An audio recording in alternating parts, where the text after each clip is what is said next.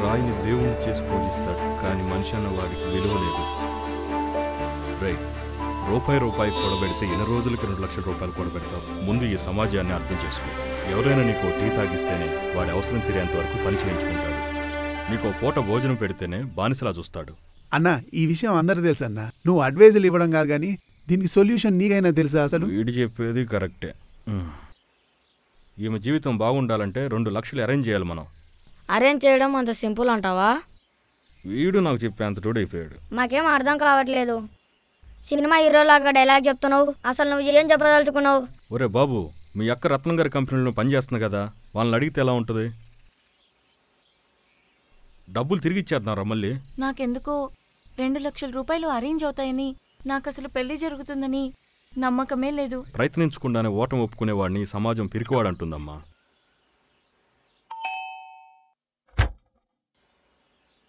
నమస్తే బాబు, వాళ్ళ అక్క మానసకు పెళ్లి కుదిరింది. మీరు 2 లక్షలు అప్పుగా ఇస్తే తిరిగి వేలకిస్తాం. ఎవరు నువ్వు ఎవరని అడుగుతున్నా? Ice cream అమ్మేవాడిని. చెప్పులను బయటే ఉంచాలి, అర్థమైందనుకుంటా. మానస, నువ్వు ఒక్కదానివి లోపలికి రా. వెళ్ళమ్మా.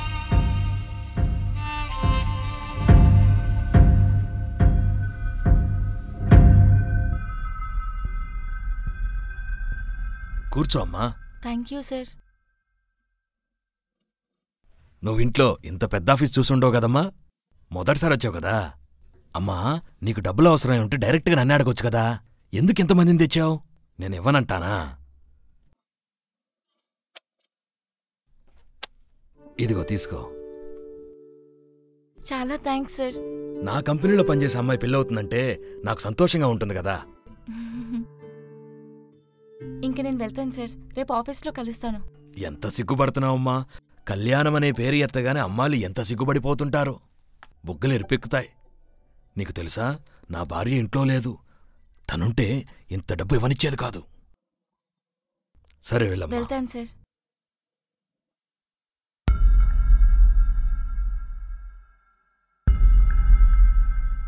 సార్, ఈ డబ్బుల్ని రాత్రి పగలు కష్టపడి సంవత్సరంలోగా కట్టేస్తాను సార్. 1 సంవత్సరం ఎందుకమ్మా కష్టపడతాం? నువ్వు అనుకుంటే ఒకే రాత్రిలో తీర్చొచ్చు.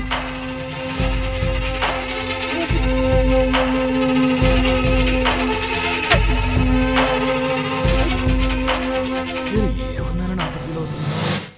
నైట్ డ్యూటీ కదా చేయమంది, అక్క ఎందుకంత కోపపడుతుంది? అదే కదా బాబు, మీ అక్కని వాడు నైట్ డ్యూటీకి రమ్మని పిలిచాడు. నైట్ డ్యూటీ చేయొచ్చు కదా. ఒరేయ్, ఆకారం పెరిగింది కానీ బుర్ర మాత్రం పెరగలేదు. నాకు అదే డౌట్.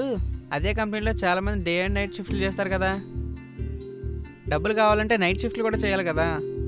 ఒరేయ్, మీ అక్కకు పెళ్లి జరుగుతుంది, నేను దగ్గరుండి చూసుకుంటా. నువ్వు డబ్బుల గురించి ఆలోచించుకో. పో ఇంటికెళ్ళు. ఎలాగా? దొంగతనం చేసి. సరదాగా అన్నా, నేను ఏర్పాటు చేస్తా, నువ్వు ఇంటికెళ్ళు పో.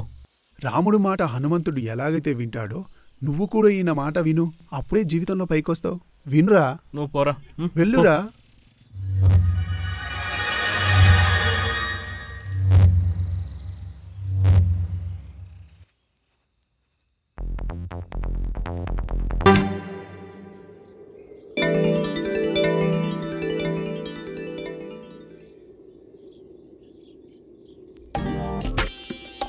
సిగ్గా?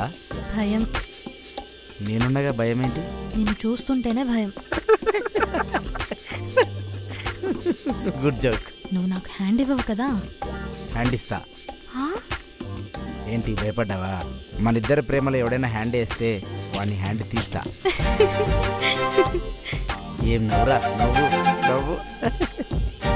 నీకు తెలుసా, నీలో నాకు నచ్చింది కామెడీ. నేను సీరియస్గా చెప్తున్నా.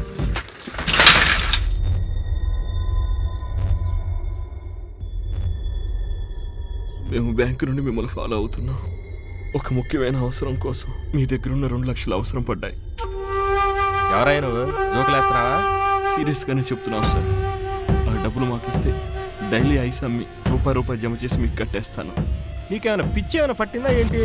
రేపు పండుగ పట్టుకోండి వాడిని. మీరు కూడా పట్టుకోండి రా. ఏంట్రా దిక్కులు చూస్తున్నారు? పెళ్లి కావాలా వద్దా? పట్టుకోండి.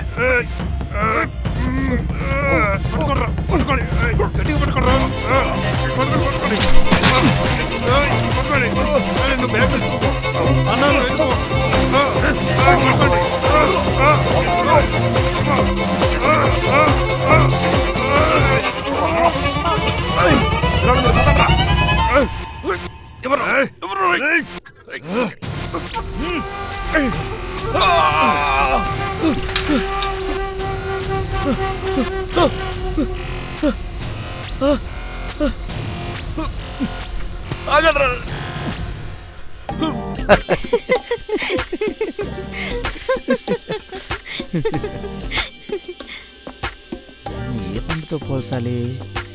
చూస్తుంటే బంగినపల్లి మామిడిపండులా ఉంది, చూస్తుంటే కొరుకు తినాలనిపిస్తుంది.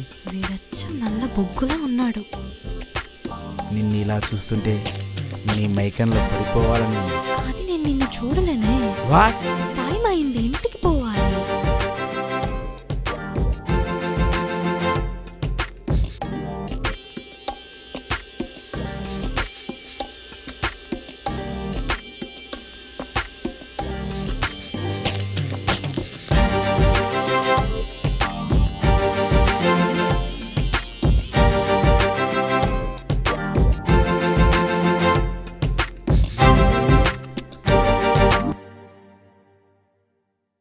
ఈ డబ్బిస్తే బాబు చాలా సంతోషపడతాడు కదా. అన్నా, నేనైతే పెళ్లి భోజనం కోసం ఎదురు చూస్తున్నాను. మనం ఆయనని కొట్టి డబ్బులు లాక్కున్నాం కదా, ఏదైనా ప్రాబ్లం వస్తే? ప్రాబ్లం ఏముంటుందిరా, మనం ఏమైనా చెడు కోసం చేస్తున్నాం, పెళ్లి కోసమేగా. అన్నా, బాబు ఇంటి ముందు అంతమంది ఉన్నారు. పెళ్లి జరిగే ఇంట్లో అలానే ఉంటారు.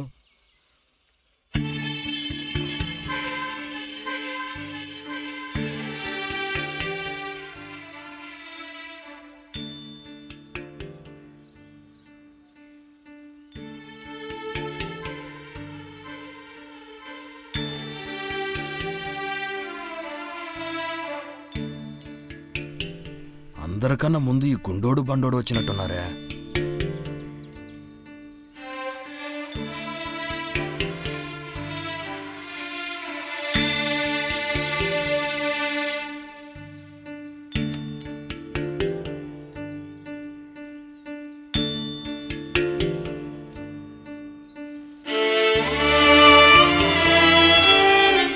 ఇలాంటి చిన్న చిన్న విషయాలకి అమ్మాయిలు చనిపోవాలని చూస్తే ఊర్లో అమ్మాయిలందరూ కరువైపోతారు.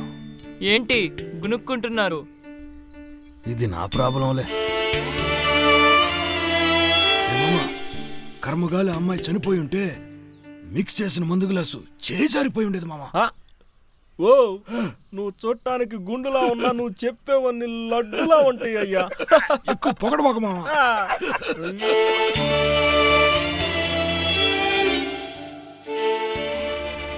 ఏ పోరి, మళ్ళా సావాలని చూడకో. ఎవ్వరొచ్చి కాపాడలేరు. మళ్ళాంటి అమ్మాయిలంతా అబ్బాయిలను చంపాలా. అమ్మాయిలందరూ దీనిలా ధైర్యంగా ఉంటే మళ్ళాంటి వాళ్ళ పరిస్థితి ఏంటో.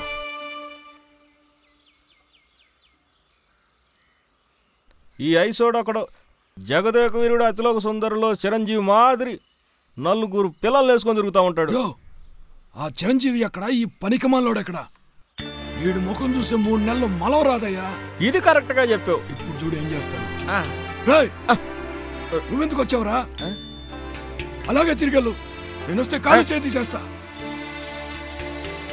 నేనే వాడిని తిడదాం అనుకున్నా, గుండోడి తిట్టాడు. పోనీలే, ఇప్పుడు హ్యాపీగా ఉంది. అంతా తలరాత. బాధలో ఉంటే పేపర్ తీసుకుని ఎక్కడికి వెళ్తున్నాను?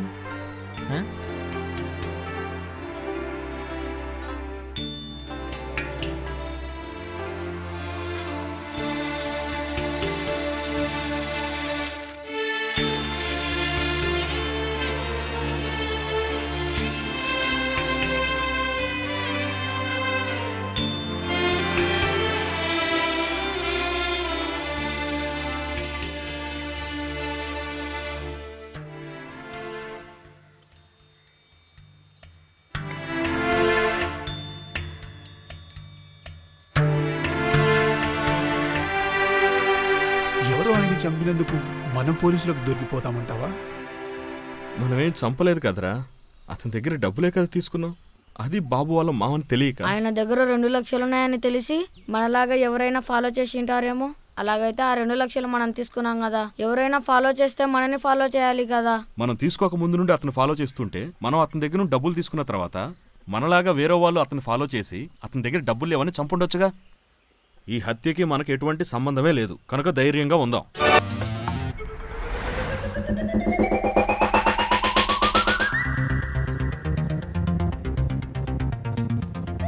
ఏంటన్నా అప్పటి నుండి జనాలు వస్తూ పోతున్నారు? ఏటీఎం నాకు అందరూ వస్తారు పోతారు. మరి మనమేం చేద్దాం? వెయిట్ చేసి కొట్టేద్దాం. అలాంటప్పుడు మనం మెల్లిగా వచ్చేవాళ్ళం కదా. ఇది తప్పు మాట, ఇంకొంచెం వెయిట్ చేద్దాం.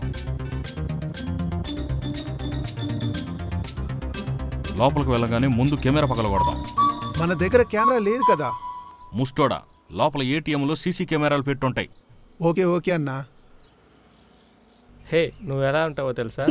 అచ్చం తమన్నా చెల్లెల్లానే ఉంటావు. వేసిన జోకులు చాలే. అన్నా, ఈ అమ్మాయిలు ఎప్పుడు అబ్బాయిలతో తిరుగుతుంటే ఇంట్లో వాళ్ళు ఏమనరా? ఈ మాదిరి విచ్చలవిడిగా తిరుగుతూ ఉంటారు. ఏమన్నైతే మాత్రం టీవీ ఛానల్లో కూర్చొని బాధపడతా ఉంటారు. అన్నా, అమ్మాయి అబ్బాయి తిరిగితే తప్పెలాగవుతుందో చెప్పు. ఏదైనా అమ్మాయి జీవితాన్ని అబ్బాయి నాశనం చేస్తే అత్యాచారం అంటారా? అదే విషయం.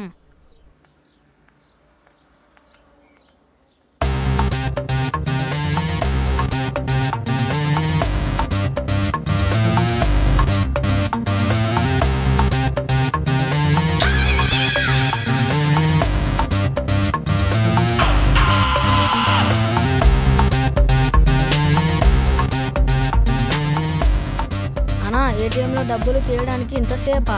అది కాదురా, లోపల వాళ్ళు అక్కుమక్కుం చేస్తున్నారు. నాకేం తెలుసు, వెయిట్ చేద్దాం.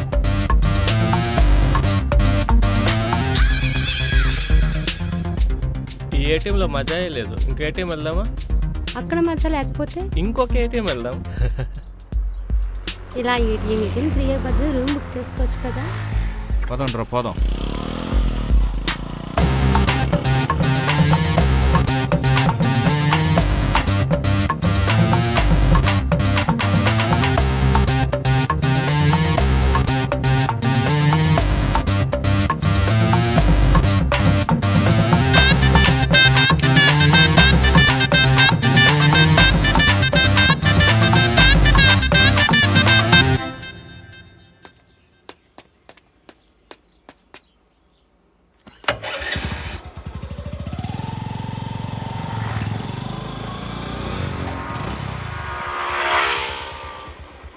ఎంతసేపు నుండి ఆ ఏటీఎంలో డబ్బులు తీయడానికి ట్రై చేశాను, కానీ ఆ ఏటీఎంలో కూడా డబ్బులు తీయడం నాకు కుదరలేదు. నువ్వు కూడా వేరే ఏటీఎంలో తీయడానికి ట్రై చేయి, ఓకే? తమ్ముడు, నువ్వు ఏటీఎంలో దొంగతనం చేయడానికి వచ్చావన్న విషయం నీకెలా తెలుసు? పెద్దోడా, నన్ను బేవకూఫ్ అనుకున్నావుగా. నేను మీలాంటి వాళ్ళు చాలా మంది చూశాను. ముఖం చూడగానే చెప్పేయగలను నువ్వు దొంగవని. దీన్ని కనిపెడతానికి సిబిసిఐడి కావాలా? దొంగతనం చేసి ఆటోలో తప్పించుకుందాం అనుకున్నావా? ఈ ఏటీఎం మిషన్ దొంగలిచ్చి ఆటోలు వేసేసుకొని పోవాలని ప్లానా? యో, ఎవరికి తెలియదు అనుకున్నావా? నీ ముఖం ఏమో దొంగలా ఉంది. ఈ ఆటోవాడి ముఖం ఏకంగా దొంగ కోళ్ళు పట్టేవాడిలాగుంది. పోవయ్యా పో, వెళ్ళి దొంగతనం ఎలా చేయాలో పర్ఫెక్ట్గా నేర్చుకోనిరా. ఎవడు పడితే వాడు దొంగతనం చేయడానికి వస్తాడు. పోవయ్యా. రేయ్, ఆ ఏటీఎంని దొంగిలించి నా ఆటోలో తీసుకుపోదామని ప్లాన్ వేసినావా? నీకు అటికిన ఎట్ట కనపడుతున్నానరా? పాగాలుగా పద్మాష్గా అన్నం తింటున్నావు, గడ్డి తింటున్నావా? చూడు, నీకు పెద్ద మనిషి లాగున్నావు. దొంగతనం చేయడానికి సిగ్గులేదు. పొరపాటు అయిపోయిందా? చేసిందంతా చేసి పొరపాటైందంటే ఏంటి అర్థం? కుక్క, గాడిద, సన్నాసి, కాలు తిరిగి పోతావురా రేయ్. హౌలేకే బద్మాష్. హాయ్ సార్, బాడు కావాలా? ఎక్కడికి వెళ్ళాలి? కేవలం మనం 2 లక్షలు కూడా దొంగతనం చేయలేకపోతున్నావురా. ఏందన్నా డీలా పడిపోయావు? చూసావుగా ఆటో ఎన్నేసి మాట్లాడినాడు. పక్కనోడు తిట్టాడని బాధపడితే జీవితంలో ఏ పని చేయలేదు. తిక్కులో నన్ను మోటివేట్ చేస్తున్నాడు. అన్నా, ఏటీఎంలో తీసుకోకపోతే ఏంటి, బ్యాంకులో తీసుకుందాం. బ్యాంకులో నీకు అకౌంట్ ఉందా? బ్యాంకులో అకౌంట్ ఉంటే మీ వెనక నేను కుక్కలా ఎందుకు తిరుగుతాను? అంటే ఇప్పుడు బ్యాంకును దొంగతనం చేద్దామంటావా? మరి ఇంకేం చెబుతున్నావు అనుకున్నావు? అన్నా, కరెక్ట్గానే చెప్పావు. అయినా బ్యాంకులో దొంగతనం ఎలా చేయగలం? ఒక క్షణం ఆగండి, నాకు ఐడియా. ఏయ్, నేను చెప్పేది ఏంటంటే, మనం బ్యాంకు లోపలికి వెళ్ళి దొంగలిస్తే దొరికిపోతాం. అదే బ్యాంకులో డబ్బులు తీసుకుని బయటకు వచ్చేవాడిని ఫాలో చేసి డబ్బులు కొట్టేస్తే పని అయిపోతుంది కదా. ఈ పనిని ఈ రోజు కాదు, రేపు చేద్దాం. పండుగ, నువ్వు సైకిల్ తీసుకుంటా. ఆ సైకిల్ మన దగ్గరుంటే ఆ పని మనకు సులువవుతుంది తెలుసా. పదండి పోదాం.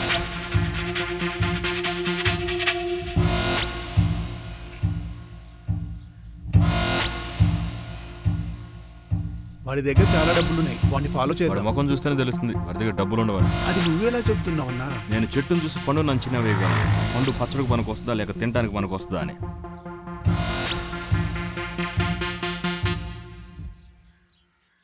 రేయ్, బయటకు వచ్చిన వాడి దగ్గర డబ్బులు ఉంటాయి, పదండ్రా పోదాం. అన్నా పెద్దోడి నువ్వే కాబట్టి నువ్వే ఫాలో చేయి, నిన్ను అలానే మేము ఫాలో follow చేస్తాం. చేయండి.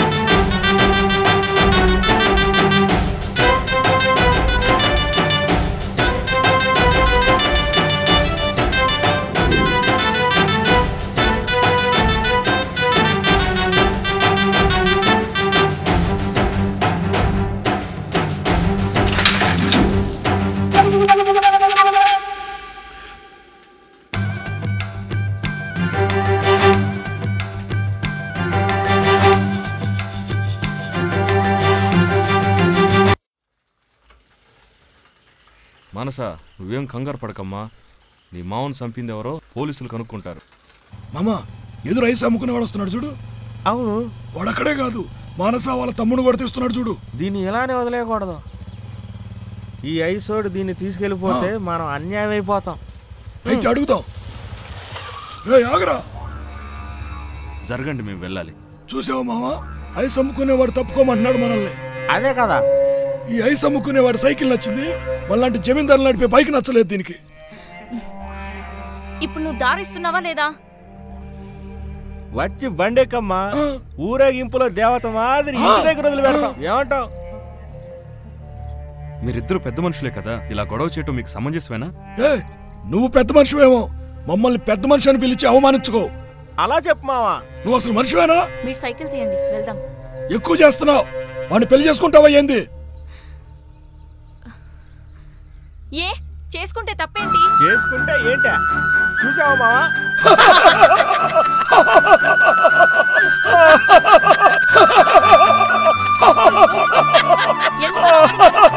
మన తాతల కాలంలో ఇలాగే పెళ్లి చేసుకునేవారు కదా. బాండు లాంటి తల, కుండ లాంటి పొట్ట, షుగర్ వ్యాధి వచ్చిన వాళ్ళకి మాదిరి కాళ్ళు, ఏం ఆకారంలో ఇది.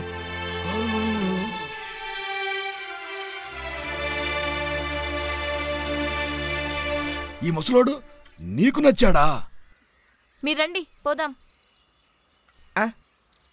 కూర్చుందిరా. పోరా పోరా పోరా పో. ఐసమ్ముకునే ముసలోడికి కన్న పిల్లలతో రొమాన్సా?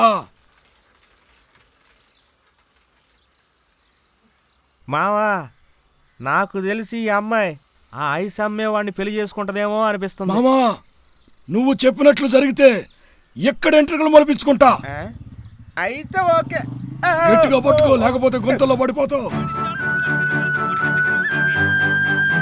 వాళ్ళ కావాలంటే బుద్ధి లేకుండా వాగాను. నువ్వు అలా చెప్పుండకూడదమ్మా. ఏమని చెప్పుండకూడదు? మరోసారి నన్ను పెళ్లి చేసుకుంటానని తమాషాకు కూడా అలా చెప్పు దయచేసి. తమాషాకి చెప్పలేదు, నిజంగానే చెప్పాను. అమ్మాయిలు అందంగా ఉంటే సరిపోదు, ఆస్తి కూడా ఉండాలి. పచ్చిగా చెప్పాలంటే నన్ను ఉంచుకోవాలని చాలా మంది ఆశపడ్డారు. పెళ్లికి ఎవరూ ఆశపడలేదు. అలా ఆశపడ్డ మా బావను చంపేశారు. మీరు పెళ్లి చేసుకోవడం కోసం అమ్మాయిని వెతుకుతున్నారు కదా, నేను మిమ్మల్ని చేసుకుంటాను. ఏమ్మా, నీ వయస్సు ఏంటి, నా వయస్సు ఏంటి? నేను మిమ్మల్ని శరీర సుఖం కోసం పెళ్లి చేసుకోవాలని అనుకోవట్లేదు. మీరు నన్ను గౌరవిస్తారు కాబట్టి చేసుకోవాలనుకుంటున్నాను.